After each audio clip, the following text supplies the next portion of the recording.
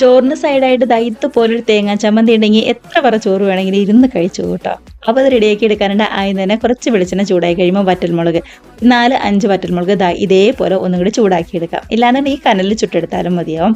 ഇനിയിപ്പോൾ നന്നായിട്ട് ഉണങ്ങി ഒരു മിക്സിയുടെ ജാറിലേക്ക് നമ്മൾ റെഡിയാക്കി വെച്ചിരിക്കുന്ന വറ്റൽമുളകും അതേപോലെ തന്നെ 4-5 അത്യാവശ്യം വലിപ്പമുള്ള കുഞ്ഞുള്ളി ചെറുതായിട്ട് കട്ട് ചെയ്തും കൂടെ തന്നെ ചെറിയൊരു കഷ്ണം ഇഞ്ചിയും ഒരു നാരങ്ങ വലുപ്പത്തിലുള്ള ചെറിയൊരു വാളംപുളിയും കൂടി ചേർത്ത് കൊടുക്കുന്നുണ്ട്.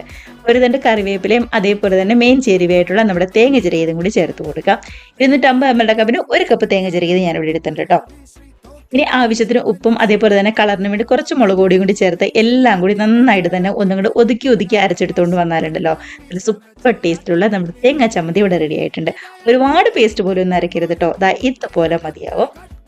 അപ്പോൾ ഇതുപോലെ ഒരു ചമ്മന്തി ഉണ്ടെന്നുണ്ടെങ്കിൽ പിന്നെ ചോറിന് വേറെ ഒരു കറിയുടെ ആവശ്യമില്ല. എത്ര ചോറ് വേണമെന്നുണ്ടെങ്കിലും ഇരുന്ന് ഇരിപ്പിന് കഴിച്ചു. ട്രൈ ചെയ്ത് നോക്കി കമൻസ് ഒക്കെ അറിയിക്കാം കേട്ടോ.